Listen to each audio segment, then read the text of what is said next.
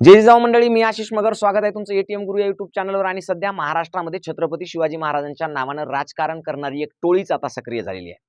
सध्या सत्ताधारी पक्षासह सगळेच छत्रपती शिवाजी महाराजांच्या नावाचा वापर करतात. त्यातल्या त्यात काहीतरी इतके भिकारचोट आहेत, इतके भाडकाव आहेत, इतके नालायक आहेत की त्यांना छत्रपती शिवाजी महाराजांचे चारित्र्य काय, काही घेणं नाही. छत्रपती शिवाजी महाराजांचे विचार काय, काही घेणं नाही. छत्रपती शिवाजी महाराजांनी काय कार्य केलं आणि त्याचे परिणाम काय झाले आणि सध्या आपण जे जगतो आहोत स्वाभिमानानं, त्याच्यामागे छत्रपती शिवाजी महाराजांची कोणती प्रेरणा होती हे काहीच माहित नाही. अक्षरशः पहिली फेल माणसं, असे माणसं छत्रपती शिवाजी महाराजांवर ज्ञान पाजळायला लागले, ज्यांना स्वतःचे कोणतेही कॅरेक्टर नाही, अक्कल नाही, बोलण्याची, वागण्याची आणि या महाराष्ट्रातल्या संस्कृतीची कोणत्याही प्रकारची जाण नाही, पारख नाही. असे दलिंदर लोक सध्या छत्रपती शिवाजी महाराजांच्या नावानं महाराष्ट्र अस्थिर करू पाहत आहेत. यापैकीच एक नवीन प्रकरण आता आपले बॉक्सर संजय गायकवाड नावाचे एक आमदार आहेत. निव्वळ भिकारचोट याच्यासाठी की ते स्वतःच म्हणले भाषणामध्ये, मी माझी टक्केवारी आता माझ्या कार्यकर्त्याला द्यायलो. म्हणजे जे जनतेच्या पैशातून टक्केवारी घेते त्याला भिकारचोट नाही तर काय म्हणायचं, आमच्या इकडे त्याला भाडखाऊ दलाल म्हणतात, है ना. तर असे काही लोक या महाराष्ट्रात तयार झाले. आपल्याला बघायचं बघा की छत्रपती शिवाजी कोण, म्हणजे शिवाजी कोण होता नावाचं एक पुस्तक आहे गोविंद पानसरेंचं. तर शिवाजी कोण होता हे पुस्तक आणि आमदाराची लायकी, ज्या आमदारानं या पुस्तकावरून त्याच्या प्रकाशकाला शिवीगाळ केली, ते पण अत्यंत घाणेरड्या शब्दामध्ये, एकदम एकदम म्हणजे इतक्या घाणेरड्या शब्दामध्ये की ते आपण इथं घेऊ शकत नाही, अशा शब्दामध्ये ज्यांनी शिवीगाळ केली त्या नालायकाला नेमकं छत्रपती शिवाजी महाराज कोण होते ते आपण आजच्या व्हिडिओतून सांगणार आहोत. पण सगळ्यात महत्त्वाची गोष्ट अशी आहे की हे जे पुस्तक आहे शिवाजी कोण होता, हे पुस्तक नेमकं का बंद पाडायचं आहे किंवा या पुस्तकातून नेमकं असं छत्रपती शिवाजी महाराजांविषयी काय बोललेलं आहे की ज्याच्यामध्ये काय आक्षेपार्ह आहे किंवा काय वेगळं आहे ते सुद्धा आपल्याला सगळं पाहायचं. तर माझं फक्त तुम्हाला कळकळीची विनंती एवढी आहे की बघा, शिव्या द्यायला अक्कल लागत नाही. म्हणजे उकिरड्यावर चरणारं, अगदी उकिरड्यातलं म्हणजे मी तर म्हणतो शेण खाणारे लोक सुद्धा शिव्या देतात, कारण शिव्या द्यायला अक्कल लागत नाही. जसं सिंपल गोष्ट आहे, लेकरं पैदा करायला अक्कल लागत नाही, है की नाही. लेकरं जन्म घालायला अक्कल लागते का, लागत नाही. डुकरं घालतात जन्माला, कुत्रे घालतात, मांजरं घालतात, नाही ते प्राणी लेकरं जन्माला घालतात. त्यांना अक्कल आहे का, अक्कल असते का किंवा अक्कल असावी लागते का, तर असा काही क्रायटेरिया नाही. जसं लेकरं जन्माला घालायला अक्कल लागत नाही तसं शिव्या द्यायला सुद्धा अक्कल लागत नाही. एकदम स्पष्ट, है की नाही. तर हे जे गायकवाड आहेत यांनी ज्या शिव्या दिल्या त्याच्यावर असं स्पष्ट होते की अकलीचा आणि यांचा दूरपर्यंत संबंध नाही. यांचं म्हणणं काय पाहिजे गायकवाडांचं ते सांगतो की शिवाजी कोण होता या पुस्तकात शिवछत्रपतींच्या गौरवशाली इतिहासात छेडछाड झाली म्हणून. या दलिंदराला हे माहित नाही की नेमकं छत्रपती शिवाजी महाराजांचा काय इतिहास आहे, कारण याला वाचलं नाही. वाचलं का नाही हे फक्त पहिली शिकलेलं आहे. मग पहिली शिकलेल्या माणसाला पुस्तक वाचता येते का, आता वाचता येत नाही. मग जर पुस्तकच वाचलं नाही, संपादक वारंवार सांगतोय, प्रकाशक वारंवार सांगतोय की साहेब तुम्ही आधी पुस्तक वाचा नंतर बोला. ते म्हणते पुस्तक वाचायची गरज नाही, मी त्याच्या नावावरूनच ठरवलं.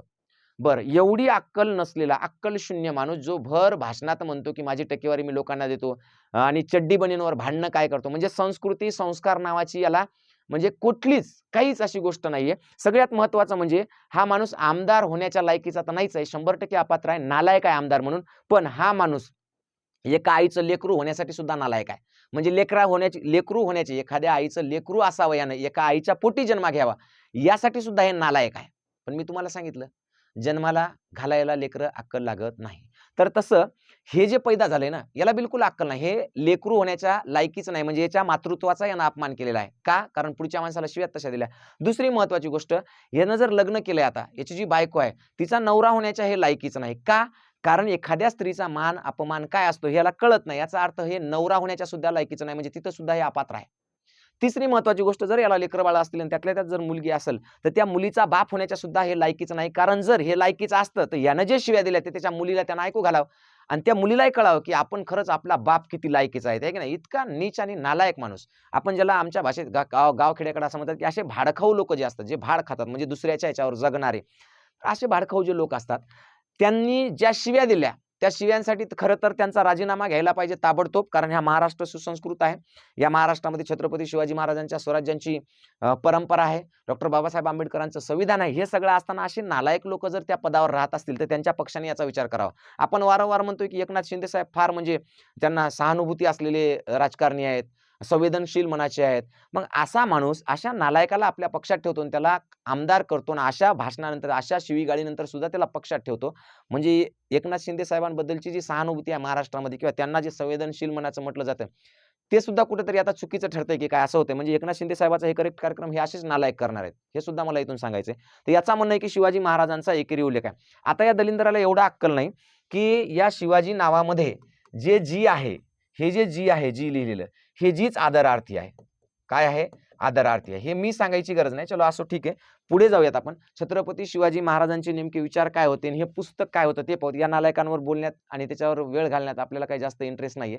असे नालायक पाहिलेत आणि त्या ज्याला शिव्या दिल्या त्याने इतकी इज्जत काढली नाही याची, इतकी इज्जत काढली म्हणजे यानं खरं सांगायचं म्हणजे याच्या मनामध्ये समजा याच्या शरीरामध्ये जर मन असलं असतं, मन हे मरून गेलं असतं. इतकी इज्जत काढली ना, साहेब पुस्तक वाचून बघा म्हणलं ते फक्त. हे घाण-घाण शिव्या देऊ लागले आणि ते काय म्हणलं माहिती आहे का? शिव्या मला बी येतात म्हणला. फक्त तुम्हाला एवढीच रिक्वेस्ट आहे म्हणलं, पुस्तक वाचून बोला. तुम्ही वाचत नाहीत म्हणून असं घडतंय. म्हणजे इतक्या खतरनाक पद्धतीने याला धुतलंय ना त्यांनी, याची फार इज्जत काढून टाकली. उरली-सुरली आपण काढणारच आहोत. आता पहा पहिली गोष्ट, की यांनी काय केलं नेमकं पहा. मूर्ख आमदाराची आई-बहिणीवरून शिवीगाळ. आता मला सांगा हे जे मूर्ख आहे, हे जेम्स लेन प्रकरण जेव्हा घडलं होतं, जेम्स लेन प्रकरणामध्ये जिजाऊंची जेव्हा बदनामी करण्यात आली होती, राष्ट्रमाता राजमाता जिजाऊंची, तेव्हा याच्या तोंडात काय माती पडली होती का, तोंडाला चिकटपट्ट्या लागल्या होत्या, तेव्हा हे भाडखाऊ बोलला नाही.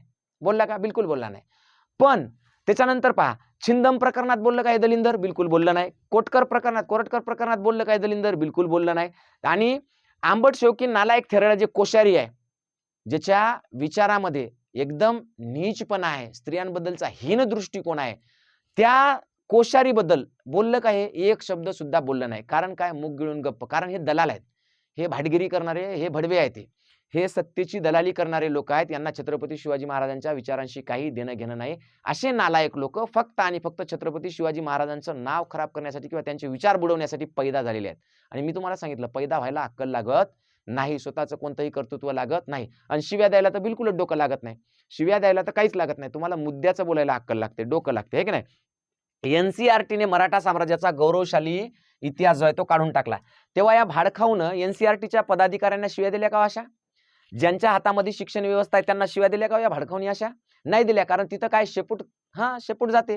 का जाते? कारण लाळ है ना, हे लाळचाटे कुत्रे आहेत, ते सत्तेची लाळ चाटणारे. यांना तिथं काही बोलता येतं का? बोलता येत नाही. तिथं त्यांची वाचा बसते, वाचा. तिथं बोलणार नाही ते. पण आता पुढे जाऊ. नेमकं ज्या पुस्तकाबद्दल हे दलिंदर असं बोलले, त्या पुस्तकात नेमकं काय ते मी तुम्हाला सांगतो. बघा पुस्तक काय? तर पहा, शिवाजी कोण होता नावाचं पुस्तक आहे. याचे लेखक आहेत गोविंद पानसरे, बरोबर आहे. प्रकाशक आहेत प्रशांत आंबी. किंमत आहे ₹40, पेज आहेत फक्त 72. या 72 पेजनं फक्त हे 72 पेज इतके जड चालेत लोकांना, की या 72 पेजमुळं भले भले 72 लोक परेशान आहेत. दलिंदर लोक परेशान आहेत, नीच प्रवृत्तीचे लोक परेशान आहेत. फक्त 72 पेज. छत्रपती शिवाजी महाराज समजून घ्यायचे ना, फक्त 72 पेज वाचायचं. 72 पेज. या 72 पेज मध्ये अख्खे शिवाजी महाराज तुम्हाला कळणार. चॅलेंज आहे आपलं. आणि मी तर असं सांगतो की हे जे म्हणलं नाही पुस्तक बंद करण्याचं, हे बंद कर.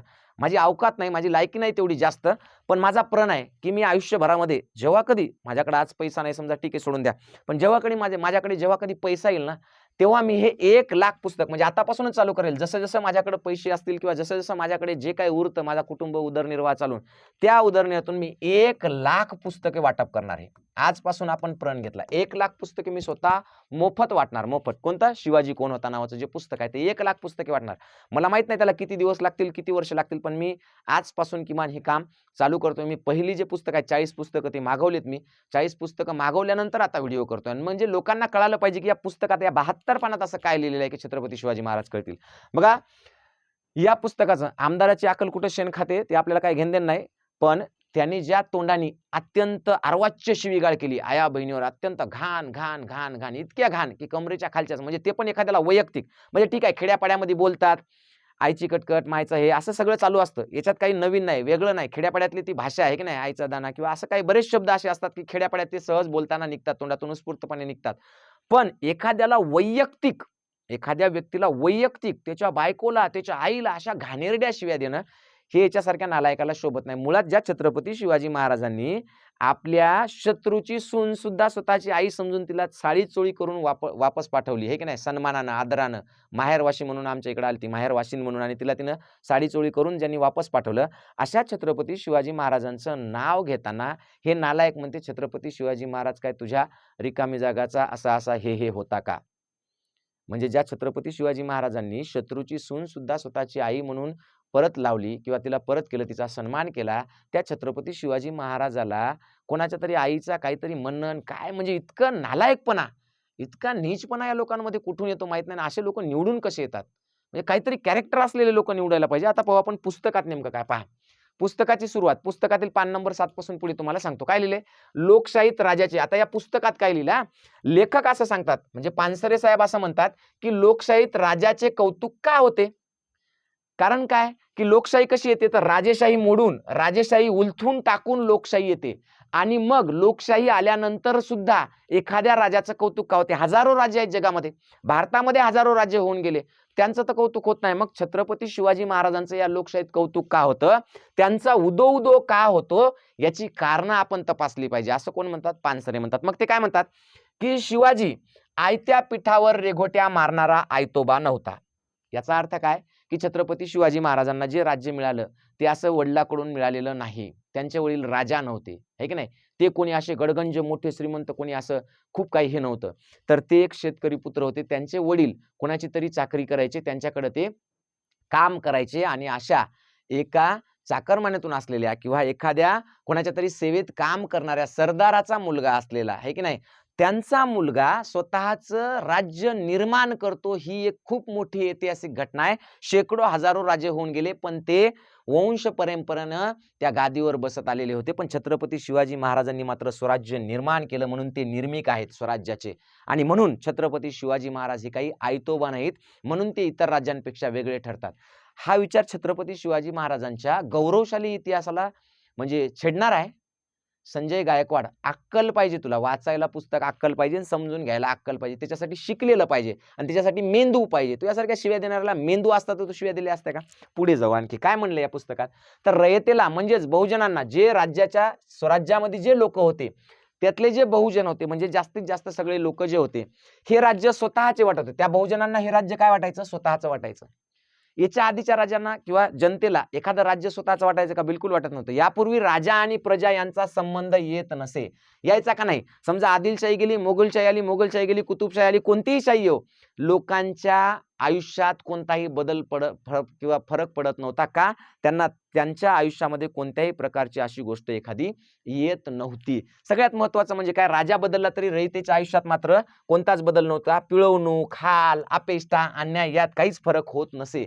पण इतिहासात पहिल्यांदा छत्रपती शिवाजी महाराज राजे झाले. इतिहासात पहिल्यांदा छत्रपती शिवाजी महाराज राजे झाले आणि त्यांच्या आयुष्यात बदल झाला. त्यांचा थेट संपर्क राजासोबत आला आणि राजा त्यांना आपला वाटू लागला. हे त्या पुस्तकात मांडले. याच्यात कोणत्या गौरवशाली इतिहासाला तडा गेला हो? आत्माहुतीची प्रेरणा. छत्रपती शिवाजी महाराजांच्या या पुस्तकातून त्यांनी आत्माहुतीची प्रेरणा नावाने एक हे आहे, त्यांचा मुद्दा आहे. त्याच्यामध्ये त्यांनी काय लिहिलंय? शिवानावी जेव्हा पन्हाळगडाला सिद्धी जोहरनं वेढा घातला होता, त्या पन्हाळगडावरून सुटताना शिवानाव्याला यांना माहित होतं की आपण आता खाली गेल्यानंतर आपल्याला पकडणार आणि आपल्याला मारणार, तरी सुद्धा त्यांना असं का वाटलं असेल की छत्रपती शिवाजी महाराज जगले पाहिजे, आपण मेलो तर चालते. त्यांना तर काय खाली गेल्यावर समजा त्यांना काही एखादी जहागिरी मिळणार नव्हती, 5-50 एकरचं वतन मिळणार नव्हतं, काहीच मिळणार नव्हतं. त्यांना माहित होतं खाली आपण गेलो, उतरलो, पकडलो की आपल्याला मारणार आहेत, आपण मरणार आहेत. तरी सुद्धा का त्यांनी मरण पत्कारलं?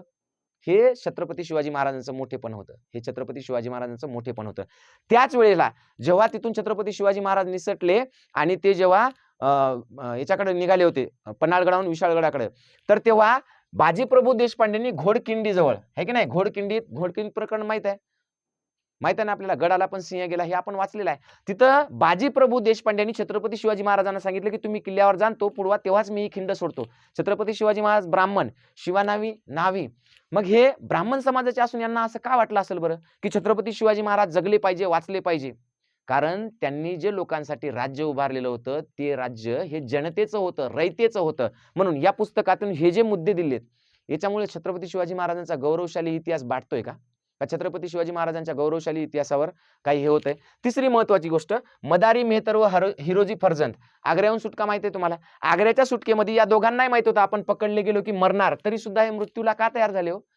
का तयार झाले असतील? कारण छत्रपती शिवाजी महाराजांचं वेगळेपण, छत्रपती शिवाजी महाराजांनी जनतेसाठी केलेली कामं महत्वाची होती. म्हणून पहा, खबरदार जर टाच मारून जाल पुढे चिंधड्या उडवून राई राई एवढ्या छोट्या मुलाचे वर्णन. एका छोट्या मुलाचं वर्णन आहे या पुस्तकामध्ये. त्या पुस्तकात असं म्हणलंय की छत्रपती शिवाजी महाराजांनी आपल्या लोकांना अशी शिकवण दिली होती की तिथला एक लहान छोटा 10-12 वर्षाचा मुलगा जेव्हा 4 घोडेस्वार पाहत होता, त्या घोडेस्वारांना काय म्हणतो माहिती आहे का? की खबरदार जर माझ्या स्वराज्यात पाऊल ठेवलं तर कोण आहात तुम्ही, कुठे चाललात तुम्ही, जर तुम्ही ऐकलं नाही तर तुमच्या राई राई एवढ्या चिंधड्या उडवून. की 10 ते 12 वर्षाचा एक मुलगा शेतामध्ये उभा असलेला बांधावरून त्या 4 यांना म्हणतोय, कोणाला? घोडेस्वारांना.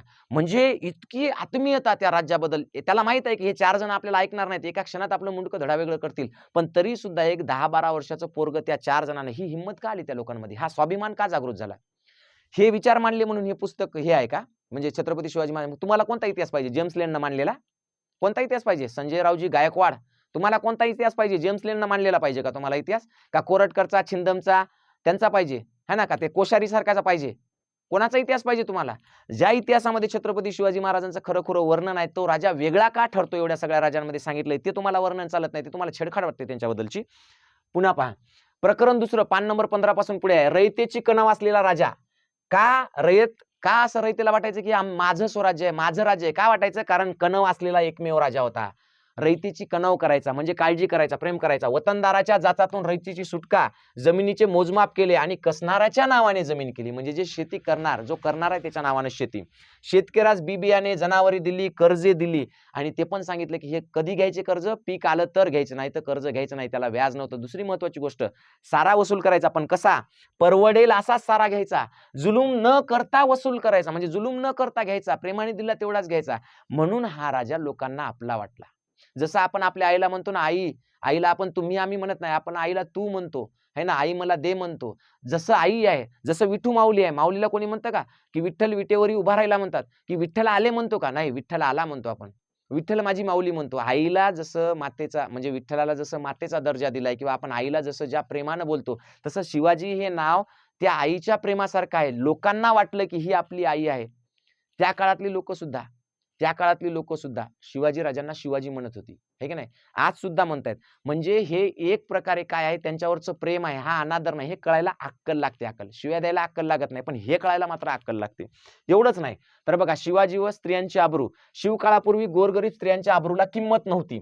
स्त्री केवळ सरदार, वतनदार, जमीनदार, देशमुख यांच्या दृष्टीने उपभोगण्याची वस्तू होती. ती वास्तू उपभोगण्याची, फक्त उपभोगासाठी होती असं वाटायचं. पण रांझ्याच्या पाटलाचे प्रकरण मात्र छत्रपती शिवाजी महाराजांनी जेव्हा नवीन कायदे केले, कडक नियम केले, स्त्रियांच्या आबरूच्या बाबतीतले, स्त्रियांच्या स्वातंत्र्याच्या बाबतीतले, त्यांच्या चारित्र्याच्या बाबतीतले, तेव्हा रांझ्याच्या पाटलाचं प्रकरण असेल तुम्हाला माहित, चौरंगा केलेलं. त्याच्यानंतर सखुजी गायकवाडाचं प्रकरण माहित असेल, बाळेवाडी किल्ला, जिथं सावित्रीबाई देसाई नावाच्या एका स्त्रीनं 27 दिवस किल्ला लढला, पण ती हारली. तेव्हा तिच्यावर या सखुजी गायकवाडनं अत्याचार केले. तेव्हा याचे डोळे काढून टाकले होते बाहेर, डोळे, छत्रपती शिवाजी महाराजांनी. आणि तिथं तेव्हा स्त्रियांना असं वाटलं की हा राजा म्हणजे माझा राजा आहे, हा शिवाजी माझा आहे, असं त्यांना वाटलं. माझा भाऊ आहे वाटलं, कोणाला आपला वडील वाटलं, कोणाला भाऊ वाटलं. का वाटलं? कारण छत्रपती शिवाजी महाराजांनी तसं काम केलं. हे सगळे प्रकरण या पुस्तकात दिलेत. याच्यातून कुठे शिवाजी महाराजांचा गौरवशाली इतिहासाला कुठे तडा गेला? लाज वाटली पाहिजे त्या संजय गायकवाडला, की नालायकानं कधी पुस्तक वाचून पाहिलं नाही, त्याच्यात काय दिलं ते पाहिलं नाही आणि चालला शिवीगाळ करायला. अरे, ज्या छत्रपती शिवाजी महाराजांनी स्त्रियाच्या आबरूसाठी एवढं मोठं काम केलं, नालायका तू त्याच घाणेरड्या तोंडाने शिव्या देतो. छत्रपती शिवाजी महाराजाला कोणाच्या तरी आईचा कोणीतरी काहीतरी म्हणतो, तुला अक्कल आहे का? म्हणजे छत्रपती शिवाजी महाराजाचा खरं तर यानं अपमान केला, याला तर म्हणजे जन्मठेपेची शिक्षा व्हायला पाहिजे. नुसतंच आमदारकी जाऊन येते शिक्षा व्हायला पाहिजे. राज्यकारभाराची भाषा त्यांनी मराठी केली, जिथं आजही तुमच्या बोकांडी इंग्रजी येऊन बसलेली आहे. इंग्रजांची तुम्ही चाटुगिरी करता आणि तुम्ही तर खरे म्हणजे ते सत्ताधारी तर सगळे हे इंग्रजांच्या अवलादी नाजायज अवलादी येते. तेव्हा इंग्रजांच्या बाजूने होती, आता त्यांच्याच बाजूने येते खरं म्हणजे. तर ही मराठी भाषा त्यांनी पहिल्यांदा या महाराष्ट्रात राज्यकारभाराची भाषा म्हणून लागू केली. शिवाजी आणि रयत यांच्यातील संबंध प्रेमाचे होते. कसे होते? प्रेमाचे होते, असं पुस्तकात सांगितलं. याच्यामध्ये कुठे छेडखानी झाली छत्रपती शिवाजी महाराजांच्या गौरवशाली इतिहासाला? शेतकऱ्यांचे सैन्य, व्यापार उद्योगास संरक्षण, गुलामांच्या व्यापारास बंदी, असे अनेक कायदे, अनेक गोष्टी केल्या. मिठावर कर लावू नये म्हणून पत्र लिहून सांगितलं की मिठावर कर लावायचा नाही, मीठ ही जीवनावश्यक वस्तू आहे. कधी? 16व्या शतकात. अरे, लाज वाटली पाहिजे, एवढं सुंदर या पुस्तकामध्ये लिहिलं. तुम्हाला या पुस्तकामध्ये छत्रपती शिवाजी महाराजांचा इतिहास म्हणजे तुम्ही म्हणता की छेडखानी केली. जास्त काय बोलत नाही. हे पुस्तक मी फक्त काही तुम्हाला सुरुवातीच्या काही पेजवरचं सांगितलंय. एक 25-20 पेजवरचे गेले. अजून पुढचे पेजेस आहेत. सगळं पुस्तक सांगणार नाही मी, कारण पुस्तक तुम्ही वाचलं पाहिजे स्वतःहून. मी जे म्हणतो ते खरं आहे की नाही पाहिलं पाहिजे. म्हणून तुमच्या सगळ्यांना विनंती करतो, कळकळीची हात जोडून विनंती करतो की आयुष्यात काही करा न करा, पण तुमच्या एक वेळच्या चहा पाण्याच्या खर्चाची किंमत आहे फक्त ₹40. हात जोडून तुम्हाला कळकळीची विनंती आहे की फक्त एकदा शिवाजी कोण होता हे पुस्तक घ्या आणि एकदा वाचा. छत्रपती शिवाजी महाराज कोण होते ते समजून घ्या. एवढंच बोलतो आणि थांबतो. धन्यवाद. जय जिजाऊ, जय शिवराय.